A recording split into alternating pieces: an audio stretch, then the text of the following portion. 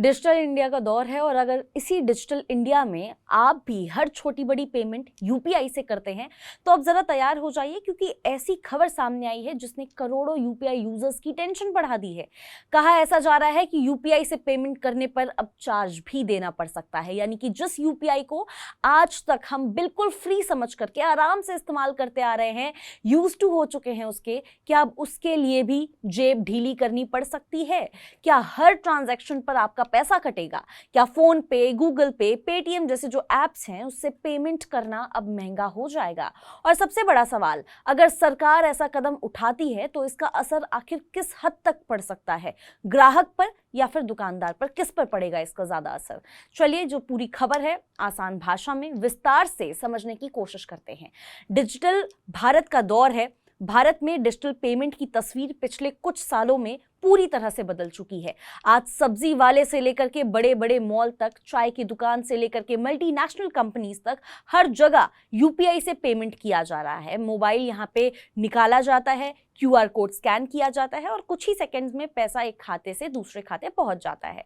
यही वजह है कि आज भारत दुनिया का सबसे बड़ा डिजिटल पेमेंट मार्केट बन चुका है। लेकिन अब इसी यूपीआई को लेकर के एक बहुत बड़ा जो बदलाव है चर्चा में है। दरअसल अगर देखा जाए रिपोर्ट्स के हिसाब से केंद्र सरकार बड़े मर्चेंट्स यानी कि जो बड़े कारोबारी हैं उनको किए जाने वाले जो 2,000 रुपए से ज़्यादा के जो यूपीआई पेमेंट्स हैं उन पर मर्चेंट डिस्काउंट रेट यानी कि एमडीआर लागू करने पर यहाँ पे विचार कर रही है। रिपोर्ट में ये भी कहा गया है कि ये जो चार्ज है 0.5% से कम हो सकता है और सरकार इस पर जल्दी फैसला ले भी सकती है।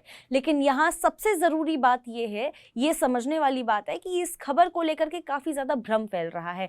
कई लोगों को ऐसा लग रहा है कि अब हर यूपीआई यूज़र से यहाँ पे पैसा लिया जाएगा, जबकि फिलहाल ऐसा नहीं है।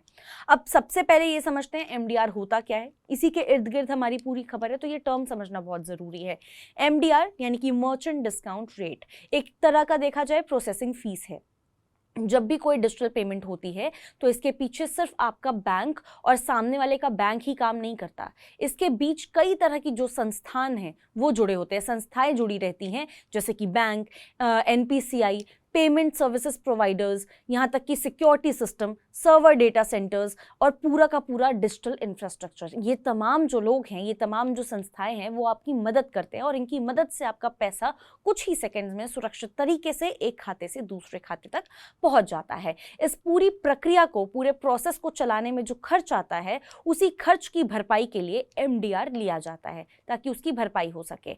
अब इसे एक एग्जाम्पल के तौर पर आप समझ लीजिए। मान लीजिए आपने किसी बड़े यहाँ पे इलेक्ट्रॉनिक स्टोर में, देखा जाए इलेक्ट्रॉनिक स्टोर में आप जाते हैं, वहां पे आपने 10,000 रुपए तक का एक कोई सामान खरीदा और यूपीआई से आपने पेमेंट भी कर दी। अगर इस ट्रांजैक्शन पर 0.5% एमडीआर लागू हो जाता है, करीब 50 रुपए प्रोसेसिंग फीस बनेगी।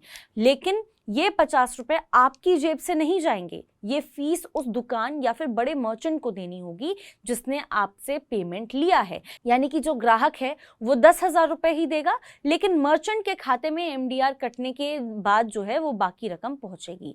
अब यही सबसे बड़ा सवाल आता है कि जब यूपीआई अभी तक बिल्कुल फ्री चल रहा था सबके लिए, तो अब एमडीआर लगाने की जरूरत क्यों आन पड़ी है? इसका जवाब है यूपीआई का लगातार बढ़ता हुआ आकार, शेप। अब यूपीआई की जो शुरुआत है वो हुई थी, जब इसकी शुरुआत हुई थी तब क्या है कि ट्रांजैक्शन की जो संख्या है बहुत कम थी, बहुत स्टार्टिंग फेज में था, लोग इतना ज़्यादा इस पर ट्रस्ट नहीं कर पा रहे थे। धीरे धीरे नकद से लोग यहाँ पे डिजिटलाइजेशन की तरफ बढ़े, यूपीआई की तरफ बढ़े। पहले लोग हाथ में, जेब में पैसा लेके चलना ज़्यादा अच्छा महसूस करते थे। उसके बाद यूपीआई का दौर आया, लोगों को लगा कि गायब होने के झंझट से और छुट्टे के झंझट से अच्छा है कि यूपीआई से आप ट्रांजैक्शन करना शुरू कर दें। लेकिन आज हर महीने अरबों देखिए ट्रांजैक्शन हो रहे हैं। जितने ज़्यादा ट्रांजैक्शन होंगे उतना ज़्यादा यहाँ पे सर्वर चाहिए होगा, उतनी ज़्यादा साइबर सिक्योरिटी चाहिए होगी, उतना ही बड़ा डेटा इंफ्रास्ट्रक्चर तैयार करना होगा और उतना ही ज़्यादा खर्च भी आएगा। लेकिन दूसरी तरफ 2020 की बात करें आप, उसमें यूपीआई पर 0 एमडीआर लागू है। यानी कि बैंकों और पेमेंट सिस्टम से जुड़ी कंपनीज को इन ट्रांजैक्शन से कोई यहाँ पे एमडीआर नहीं मिलता। यही वजह है सरकार और पेमेंट इंडस्ट्री के बीच में काफी समय से इस बात पर चर्चा चल रही है कि आखिर इतने बड़े डिजिटल नेटवर्क को लंबे समय तक आर्थिक रूप से कैसे चलाया जाए, क्योंकि अगर सिस्टम लगातार बढ़ता रहेगा लेकिन उसके यहाँ पे रखरखाव और अपग्रेड के लिए कोई यहाँ पे पर्याप्त कमाई नहीं होगी, भविष्य में इंफ्रास्ट्रक्चर, साइबर सिक्योरिटी और नई टेक्नोलॉजी पे यहाँ पे निवेश करना मुश्किल हो सकता है। पैसे आएंगे कहाँ से? हालांकि सरकार की तरफ से साफ ये भी कहा गया है कि फिलहाल ग्राहकों से यूपीआई इस्तेमाल करने के लिए कोई चार्ज लेने का प्रस्ताव नहीं है। बातचीत सिर्फ और सिर्फ बड़े मर्चेंट की तरफ से यहाँ पे दी जाने वाली जो फीस है उसको लेकर के हो रही है। यानी अगर ये प्रस्ताव लागू भी होता है तो इसका सीधा असर आम यूजर्स पर नहीं पड़ने वाला। छोटे दुकानदारों को भी फिलहाल इसके दायरे से बाहर रखने की बात कही जा रही है।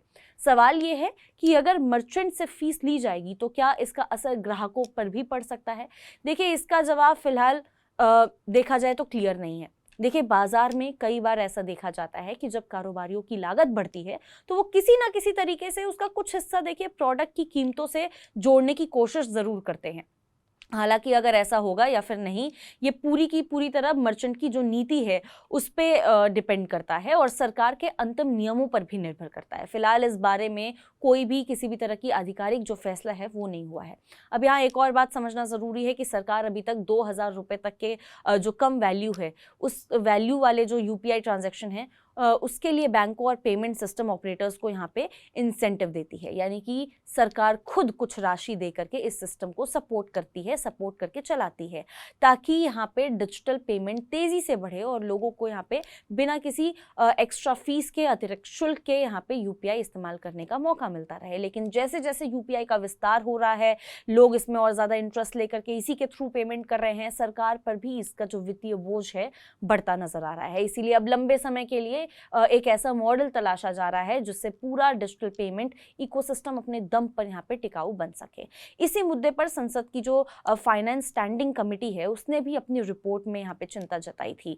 कमेटी ने कहा था जीरो एमडीआर ने यहाँ पे डिजिटल पेमेंट को बढ़ावा देने में काफी अहम भूमिका निभाई है, लेकिन अब यही जो व्यवस्था है यूपीआई इकोसिस्टम की आर्थिक मजबूती के लिए एक चैलेंज भी बनता चला जा रहा है। रिपोर्ट के हिसाब से आने वाले 5 से 7 साल में यूपीआई करीब 60 करोड़ नए यूजर्स जोड़ सकता है और हर महीने 100 से 150 बिलियन ट्रांजैक्शन प्रोसेस कर सकता है। अब इतनी बड़ी व्यवस्था को सुरक्षित और तेज बनाए रखने के लिए लगातार निवेश की जरूरत होगी ही।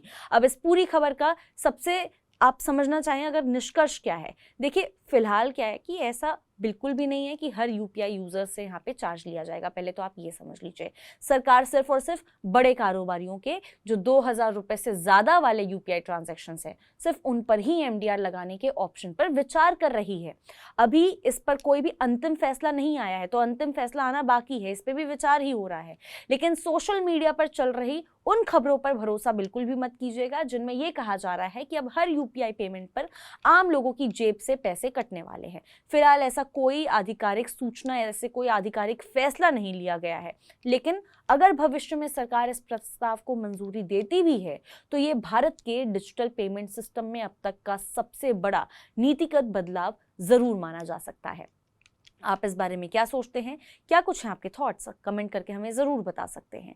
ऐसी और खबरों के लिए विजिट कर सकते हैं हमारी वेबसाइट money9live.com, सब्सक्राइब कर सकते हैं हमारे यूट्यूब चैनल Money9। मिलते हैं आपसे अगले वीडियो में, तब तक के लिए नमस्कार।